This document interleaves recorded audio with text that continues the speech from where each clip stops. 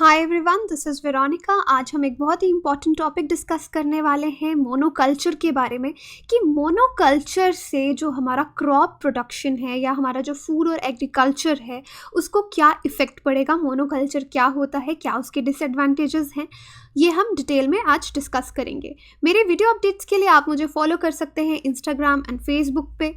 ये है हमारा चैनल स्टडी IQ। अगर आप किसी भी तरह के गवर्नमेंट एग्जाम की तैयारी कर रहे हैं तो हमारे pen drive and tablet courses भी अवेलेबल हैं। अगर आप इनमें से किसी के भी बारे में कोई भी जानकारी लेना चाहते हैं तो आप हमारे इन नंबर्स पे कॉल कर सकते हैं या फिर हमारी साइट भी विजिट कर सकते हैं। मेरे लेक्चर्स का एक्सप्लेनेशन हिंदी और इंग्लिश दोनों ही भाषाओं में होता है और जो PDF है वो आपको हमारी साइट पे इंग्लिश और हिंदी दोनों ही भाषाओं में मिल जाएगा। अब एग्जाम के हिसाब से देखते हैं कि इस टॉपिक का क्या रिलेवेंस है।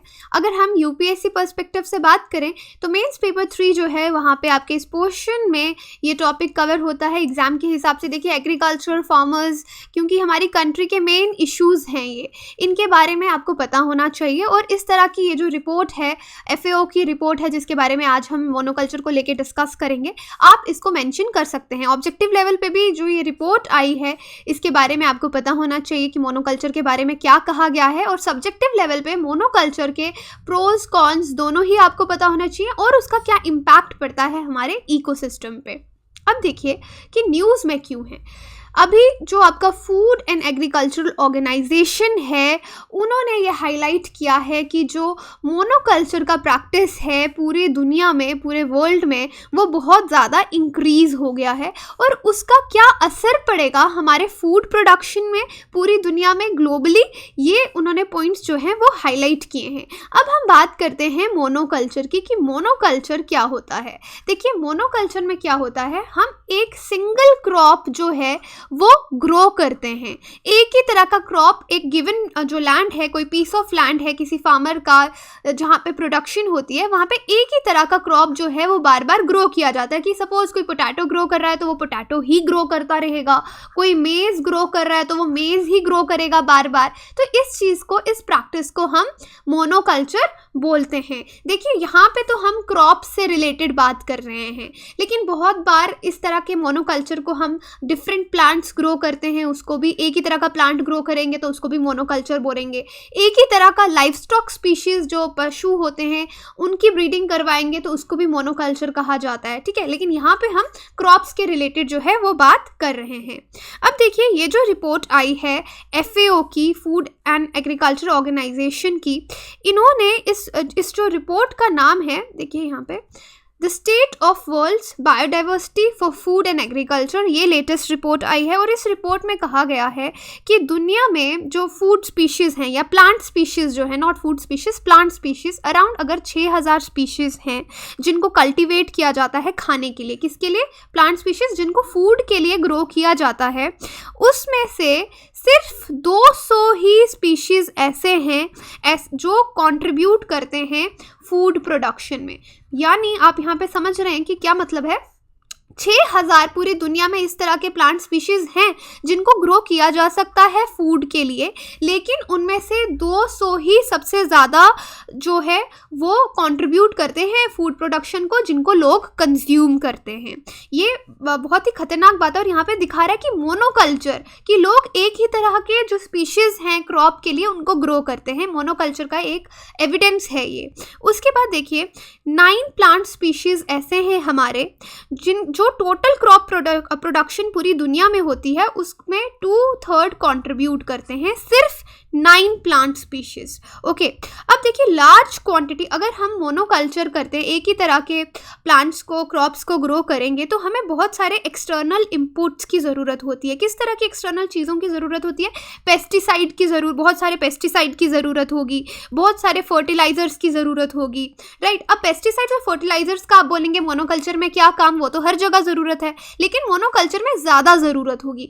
यहाँ पे मैं आपको समझाती हूँ कैसे। कि सपोज एक पीस ऑफ लैंड है, वहाँ पे आप बार बार एक ही तरह का कोई स्पीशीज़ है, XYZ, कोई भी आप ग्रो कर रहे हैं, आप बार बार X को ग्रो करेंगे, X को या Y को ग्रो कर रहे हैं, जो भी ग्रो कर रहे हैं, हर साल ये ग्रो करेंगे तो इनको सेम तरह के न्यूट्रिएंट्स की ज़रूरत है। अब सॉइल को आप रिप्लेनिश यानी उसको रिन्यू होने का टाइम नहीं देंगे कि वो अपने न्यूट्रिएंट्स को रिन्यू कर पाए। सेम तरह के न्यूट्रिएंट सॉइल से ये प्लांट बार बार ले रहा है, तो एक समय ऐसा आएगा कि जो आपका लैंड है उसमें प्रॉपर न्यूट्रिएंट्स नहीं बचेंगे। तो आप प्लांट को कैसे ग्रो करवाएंगे? बहुत सारे फर्टिलाइजर्स यूज़ करके।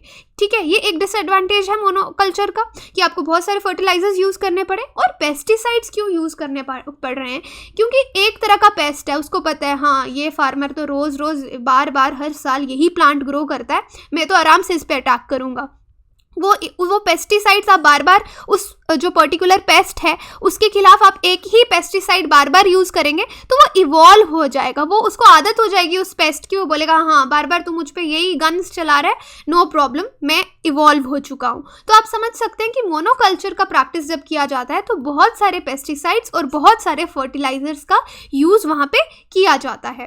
अब देखिए यहाँ पे इस रिपोर्ट से ये भी बताया गया है कि किस तरह के ड्राइवर्स हैं जो हमारे फूड एंड एग्रीकल्चर को इम्पैक्ट करते हैं। जो बायोडाइवर्सिटी है, देखिए फूड में बहुत सारी डाइवर्सिटी है, बहुत अलग अलग तरह के क्रॉप प्लांट्स हम एज फूड कंज्यूम करते हैं एग्रीकल्चर में। तो कौन से ड्राइवर्स हैं जो फूड और एग्रीकल्चर को इम्पैक्ट करते हैं? सबसे पहले पॉपुलेशन ग्रोथ एंड अर्बनाइजेशन, की पॉपुलेशन बहुत ज़्यादा बढ़ रही है, उसका भी फूड प्रोडक्शन पे फ़र्क पड़ेगा। अर्बनाइजेशन यानी लोग सिटीज़ की तरफ मूव कर रहे हैं और उनके खाने की हैबिट्स जो हैं वो चेंज हो रही हैं, क्योंकि अल्टीमेटली कंज्यूमर्स, जो लोग खाना कंज्यूम कर रहे हैं शहरों में, उस पे डिपेंड करता है कि फार्मर क्या ग्रो करेगा। अगर जो शहर के लोग हैं वो बहुत ज़्यादा राइस खा रहे हैं तो फार्मर को पता है कि मेरा राइस को अगर मैं बेचूंगा तो मुझे ज़्यादा पैसे मिलेंगे, तो वो राइस ग्रो करेगा। राइट, यहाँ पे आप समझ सकते हैं कि पॉपुलेशन ग्रोथ और अर्बनाइजेशन का कैसे फ़र्क पड़ता है फूड प्रोडक्शन पे। उसके बाद ओवर एक्सप्लॉइटेशन, कि अगर पता है कि बाहर जो शहरों के लोग हैं वो एक ही चीज़ खा रहे हैं या ज़्यादा मेरा राइस ही बिक रहा है, तो ओवर एक्सप्लॉइटेशन, हम बार बार उसी को ग्रो करेंगे, उसी को एक्सप्लॉइट करेंगे, लैंड को एक्सप्लॉइट करेंगे एक ही तरह के प्लांट के लिए, एक ही तरह के क्रॉप के लिए। और ओवर हार्वेस्ट यानी उसको पेस्टिसाइड्स फर्टिलाइजर्स दे के जल्दी ग्रो करवाएंगे और काट लिया जाएगी, फसल काट ली जाएगी। Land and water use management पे भी डिपेंड करता है कि फार्मर्स किस तरह की चीज़ ग्रो करें, क्यों अगर वाटर की कमी है, पानी की कमी है, तो इस तरह के प्लांट्स या क्रॉप्स ग्रो किए जाएंगे जो कम पानी लें, कम लैंड लें। ठीक है, लैंड और वाटर पे भी डिपेंड करता है। उसके बाद पेस्ट डिजीजेस मैं आपको बता चुकी हूँ किस तरह से इम्पैक्ट करते हैं हमारे फूड प्रोडक्शन को। क्लाइमेट चेंज हो रहा है, ये तो सबको पता ही है, उससे भी डिपेंड करता है किस तरह का क्लाइमेट हो रहा है, उस तरह की प्रोडक्शन, फूड प्रोडक्शन होगी। पॉल्यूशन का फ़र्क पड़ता है, नेचुरल डिजास्टर्स का फ़र्क पड़ता है, और market, trade and private sector, इसका भी बहुत डिपेंड करता है कि क्या प्रोड्यूस किया जा रहा है, क्योंकि मार्केट में जो डिमांड होगी फार्मर्स वही प्रोड्यूस करेंगे। अब देखिए यहाँ पे और भी अलग तरह के फैक्टर्स हैं जो कंट्रीब्यूट करते हैं। जैसे कि मैंने आपको पहले बताया कि लोग सिटीज़ की तरफ मूव कर रहे हैं, सिटीज़ की तरफ मूव करेंगे तो वो ज़्यादा परचेज्ड फूड्स जो हैं, जो आपको पता होगा पैकेज्ड फूड्स मार्केट में आते हैं। वेस्ट में ये बहुत ज़्यादा कल्चर है और आजकल भारत की बड़ी बड़ी सिटीज़ में भी ये कल्चर है। आपको बाहर से ही राजमा चावल बने हुए मिलेंगे और कोई सब्ज़ी होगी, पनीर की कोई सब्ज़ी है या कोई ये प्लांट स्पीशीज़ से रिलेटेड भी कोई सब्ज़ी होगी, तो आपको बनी बनाई मिलेगी। आपको घर आके बस उसको पानी में डाल के बॉईल करना है और खाना रेडी इन 2 मिनट्स। आपने बहुत इस तरह की एड्स देखी होंगी। तो इसका भी बहुत फ़र्क पड़ रहा है हमारे फूड प्रोडक्शन पे, क्योंकि लोग ज़्यादा डिपेंड कर रहे हैं अब किसके लिए? परचेज्ड फूड्स के लिए। उसके बाद जो लोग मूव कर रहे हैं उनका जो रूरल फूड्स हैं, जो गांव में जिस तरह से वो खाना खाते थे, क्योंकि गांव में लोग फ्रेश फूड खाते हैं, प्रोसेस्ड फूड नहीं खाते, ताज़ा बना हुआ खाना खाते हैं, तो उनकी हैबिट्स चेंज हो रही हैं। इससे जो अल्टीमेटली प्रेशर है वो किस पे पड़ रहा है? प्रोड्यूसर्स पे, फार्मर्स पे, कि अब वो लिमिटेड जो फूड्स हैं वही ग्रो करेंगे। क्योंकि जैसे मैंने बताया कि अगर मार्केट से डिमांड आ रही है, लोग ज़्यादा एक पर्टिकुलर तरह की दाल है वही खाना पसंद कर रहे हैं, या मेज़ खा रहे हैं ज़्यादा, या राइस खा रहे हैं, तो वही चीज़ें, उसी तरह के जो सीरियल्स हैं फार्मर्स ग्रो करेंगे जिसका डिमांड ज़्यादा होगा। लिमिटेड स्पीशीज़ ग्रो किए जाएंगे और होमोजीनियस प्रोडक्शन होगी, जिससे जो लैंडस्केप है, जिस लैंड पे वो ग्रो किया जा रहा है, उसकी प्रोडक्शन, उसकी फर्टिलिटी पे भी असर पड़ेगा। अब नेक्स्ट आगे हम डिस्कस करेंगे कि मोनोक्रॉपिंग की हम बात करें कि एक तरह का क्रॉप ग्रो किया जा रहा है, उसका क्या इम्पैक्ट पड़ता है। अब उसके इम्पैक्ट को समझने की कोशिश कीजिए कि जो प्राइवेट फूड स्टैंडर्ड्स हैं, अब सुपरमार्केट्स जो कंज्यूमर्स हैं एक स्टैंडर्ड बना दिया है कि हम यही खाना खाएंगे। उससे जो आपकी डेवलपिंग देश हैं जो पहले माइनर क्रॉप्स ग्रो कर रहे थे, अब वो माइनर क्रॉप्स ग्रो नहीं करेंगे क्योंकि उसकी डिमांड नहीं है। इससे जो बायोडाइवर्सिटी है, जो वेराइटीज़ हैं फूड की, उस पर बहुत ज़्यादा असर पड़ेगा क्योंकि बहुत सारे लोग अब जो मीट बेस्ड डाइट्स हैं उस पे डिपेंड कर रहे हैं या सिर्फ गिने चुने सीरियल्स खा रहे हैं। गिने चुने जो सीरियल्स खाए जाते हैं उसमें आ गया आपका मेज़, आ गया वीट, आ गया और आ गया आपका राइस, राइट। और बाकी के जो सीरियल्स हैं आप बोल सकते हैं उनको अब ज़्यादा ग्रो नहीं किया जा रहा और स्टैंडर्डाइज्ड फूड्स जो हैं वही लोग ग्रो कर रहे हैं। इससे क्या हो रहा है कि जो डेवलपिंग नेशंस हैं जो वो माइनर क्रॉप्स ग्रो कर रहे हैं, इंटरनेशनल मार्केट में उनको उनका कोई पैसा नहीं मिल रहा क्योंकि उनको कोई खरीदने के लिए तैयार नहीं है। और फार्मर्स की हालत आपको पता है, जैसे हम भी एक डेवलपिंग नेशन है, हमारे यहाँ पे फार्मर्स की कितनी प्रॉब्लम रहती हैं, तो उनके सामने भी एक यही प्रॉब्लम रहती है कि हमारे क्रॉप्स कोई खरीद नहीं रहा, हम वो वाली चीज़ ग्रो नहीं करेंगे। तो आप समझ सकते हैं कि मोनोक्रॉपिंग का इम्पैक्ट जो है वो इंटरनेशनल मार्केट में कितना ज़्यादा पड़ रहा है। अब देखिए डाइवर्सिटी, ये मोनोकल्चर की हम बात कर रहे थे, लेकिन जो डाइवर्सिटी है, अगर प्लांट्स में डाइवर्सिटी रहेगी तो वो बहुत ज़्यादा बेटर रहेगा। क्यों, ये समझने की कोशिश करते हैं। देखिए अगर मोनोकल्चर हो रहा है तो मैंने आपको बताया जैसे कि पेस्ट जो हैं वो ज़्यादा अटैक करेंगे आपके प्लांट्स पे, आपके स्पीशीज़ पे, और ज़्यादा डिजीज़ होने का खतरा है। अगर आपके प्लांट्स को डिजीज़ लग जाएगी कि सपोज़ एक तरह का ही प्लांट आप बार बार ग्रो कर रहे हैं, एक ही तरह का क्रॉप ग्रो किया जा रहा है, उसको डिजीज़ लग गई और आपका पूरा क्रॉप उस पूरे साल का फेल हो जाएगा, तो क्रॉप्स फेल होने से फार्मर को इकोनॉमिक शॉक भी लगेगा क्योंकि उसने बहुत इन्वेस्ट किया था और रिजल्ट क्या मिला, ज़ीरो। सॉइल फर्टिलिटी खराब होगी, ये मैं आपको समझा चुकी हूँ कि बार बार वो एक ही तरह के न्यूट्रिएंट्स जो हैं वो यूज़ करेंगे जो क्रॉप ग्रो किया जा रहा है, तो जो सॉइल का न्यूट्रिएंट वैल्यू है, फर्टिलिटी है, वो भी कम होगी और वीड्स भी बहुत ज़्यादा ग्रो करेंगी। लेकिन अगर आप डाइवर्स यानी क्रॉप रोटेशन करेंगे, अलग अलग प्लांट्स जो हैं या क्रॉप्स जो हैं वो ग्रो करेंगे, तो ये सारे इफ़ेक्ट जो हैं वो निल हो जाएंगे, आपका असर नहीं पड़ेगा ना। प्लांट अगर आप एक फार्मर है वो अलग अलग 2-3 तरह के क्रॉप रोटेशन कर रहा है तो उसको इकोनॉमिक शॉक्स भी नहीं लगेंगे, सॉइल का फर्टिलिटी भी अच्छा रहेगा। और बहुत सारे क्रॉप्स के साथ हम बीच में लेगुमिनियस जो प्लांट्स होते हैं, जैसे जो आपकी पल्सेस होती हैं, उनको ग्रो करते हैं ताकि जो वीड्स हैं वो ग्रो ना कर पाएँ, तो भी फार्मर्स को फ़ायदा होगा। इसलिए डाइवर्सिटी जो है क्रॉप रोटेशन में, क्रॉप प्रोडक्शन में, वो बहुत ज़्यादा इम्पॉर्टेंट है।